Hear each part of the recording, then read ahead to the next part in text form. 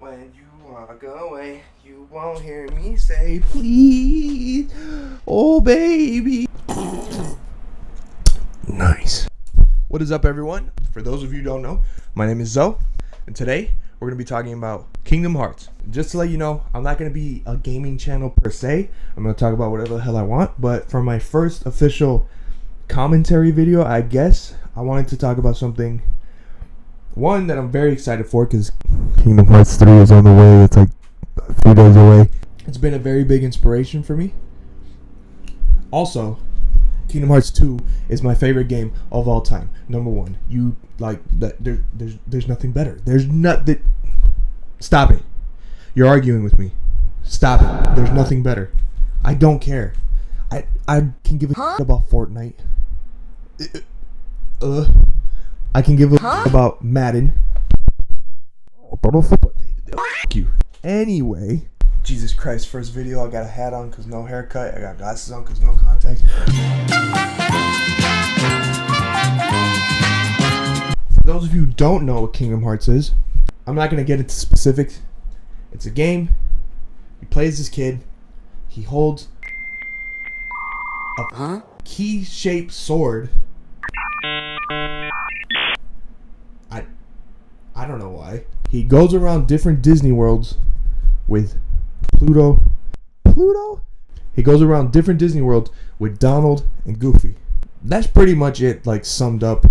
There's this whole story, but it's like a meme that it's super, super complicated. I know it because I've been following it for 17 years. Now, let's take a trip all the way back to 2002.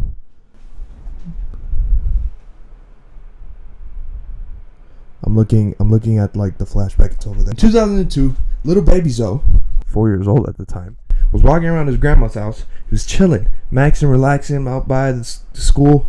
I almost said the pool. I don't even know the lyrics. You know, chilling.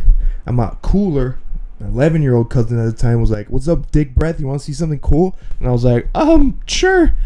And I just saw him play through Kingdom Hearts, and I was like, what is this? This is fantastic.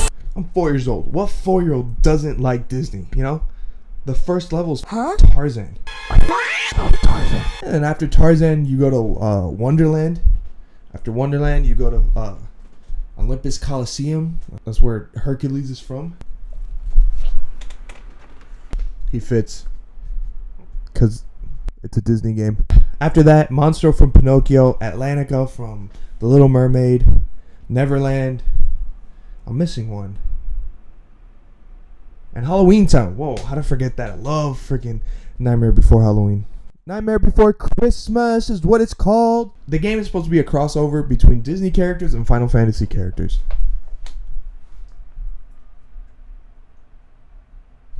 How many of you know what the Final Fantasy is? I didn't at 4 years old, but I didn't care. Just saw a lot of Disney characters, saw my cousin play through it, and I was like, this is amazing. Flash forward, I think, a year, or maybe two, and they released a Game Boy game.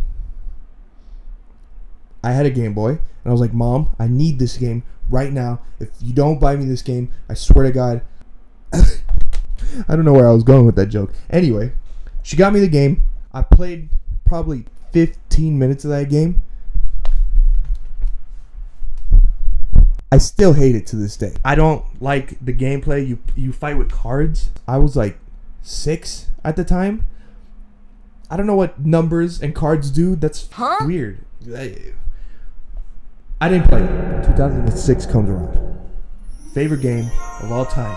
Kingdom Hearts 2 was released for the PS2. I bought that. Started playing it.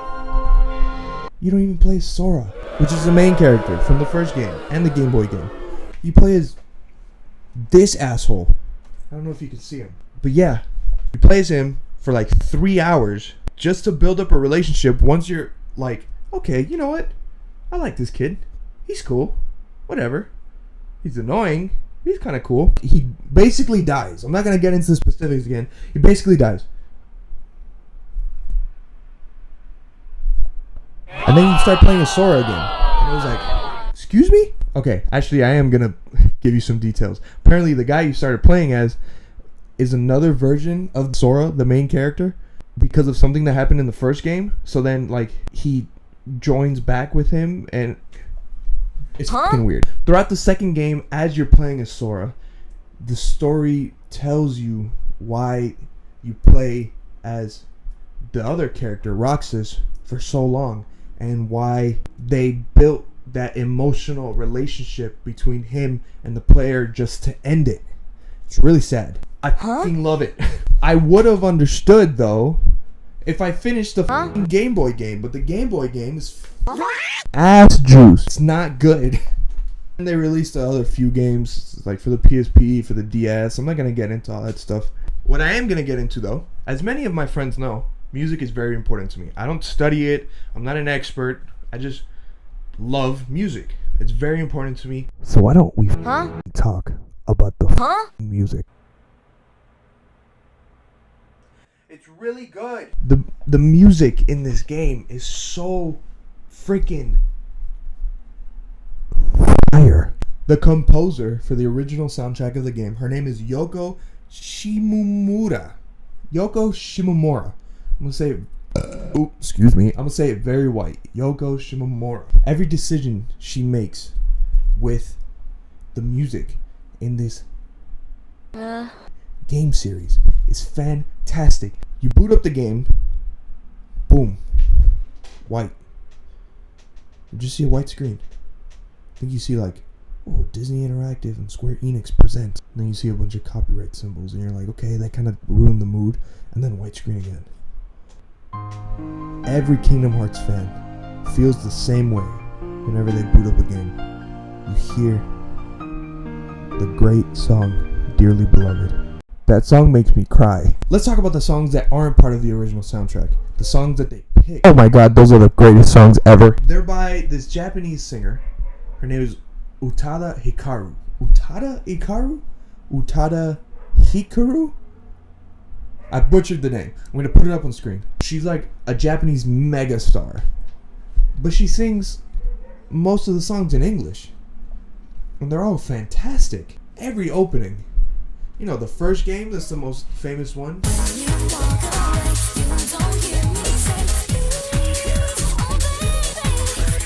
Simple and Clean is the one I was singing in the beginning of the video. The opening to the second game, which is personally my favorite.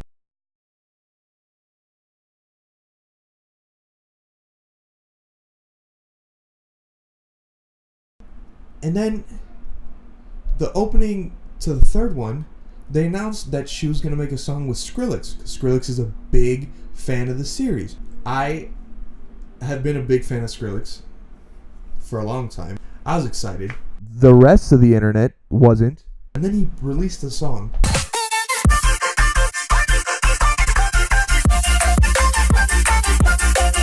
Oh my god, the song is beautiful. I'm going to play like 3 seconds of it. It's such a good song. It's so good. It captures like the emotion that I was talking about of this game. It's just so emotional. It's very emotional for a very emotional game.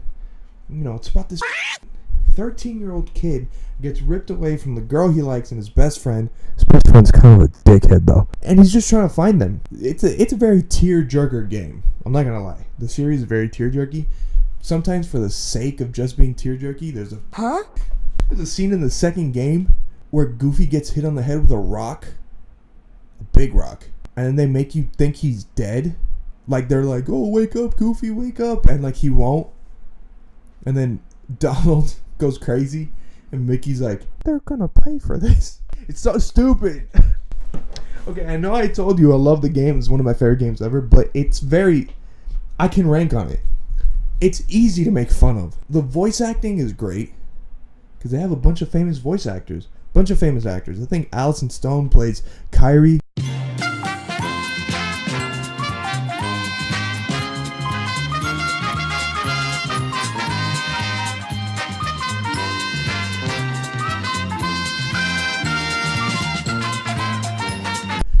Haley Joel Osment plays Sora.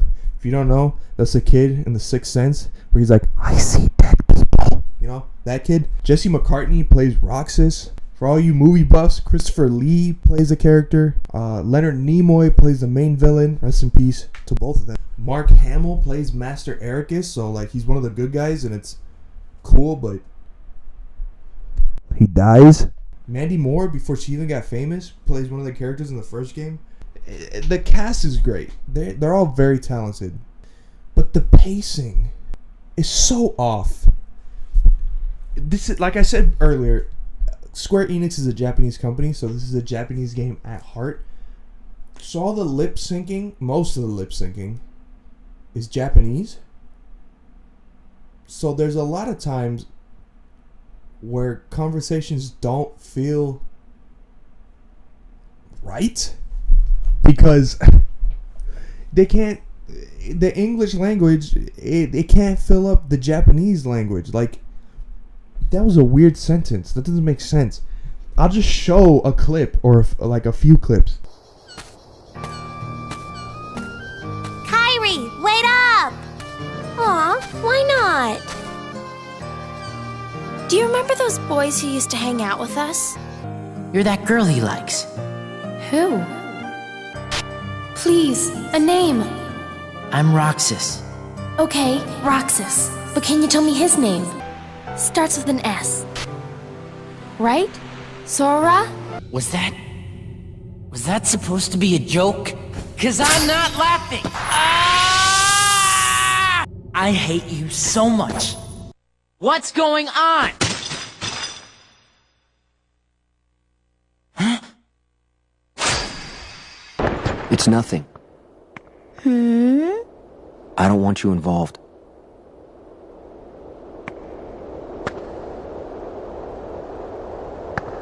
You mean you don't want me there when you go away again? It's weird. That's my dog. Hello. Say hi to my dog. Can you not be here right now? What do you have to say to the people? Sorry, where was I? Oh, the voice acting. They pronounce some of the words weird because they're trying to fit the Japanese lip syncing. Kyrie, she's like, Sora? Because the Japanese lip syncing makes her like, puts the emphasis on the end, and it's like, it's just so awkward. The writing in this game, it's like, oh, my friends are my power. And and you, like, I'm sitting there and it's like, I love this game. I love everything it does. But cringe? There's this one scene in this one game where the villain is giving this really big monologue, and then he says like, oh, you rely on your friends or some shit like that. And the main character, the kid you're playing as, is like, at least I have some. And it's kind of like,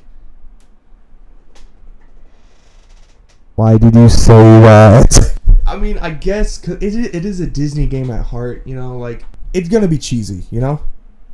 But that doesn't take away from the charm and the emotion that this game brings and everything it does. And, honestly, I just like to make fun of things. Now, we're gonna talk about Kingdom Hearts 3. It hasn't come out yet. It is January 24th at the time that I'm recording this. It comes out in 5 days. I've been waiting for this game for 13 years. I apologize if that last section was all like stream of consciousness kind of. I don't have a script. This is my first video. Bear with me, please. This was supposed to be just like why I love Kingdom Hearts. I still love it. I love the game. It's my favorite game series of all time. But it does have its flaws. I'm just so excited for the third game. It's coming out in 5 days. I've been waiting 13 years for this. It was announced in 2013 officially. So it's been 5.5 years. Yeah, it was announced in the summer of 2013. So I've been waiting 5.5 years. Most of you watching this, I've been waiting for this game longer than I've known you. All jokes aside, you know, this game has been with me throughout my whole entire life. It's inspired me, not only the story but the music. I believe it's one of the reasons why I still hold on to my creativity as I get older. It's one of the reasons why I love storytelling. One of the reasons why I want to do what I want to do, which is video editing and storytelling through video.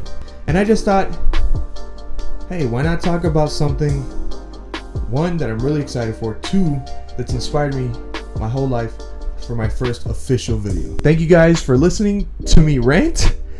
If you enjoyed this video, leave a like, subscribe if you want to. I'll be posting more commentary content like this, not just about games, about anything really that I want to talk about. Yeah, that's about it. And this has been my life as told by me. Peace.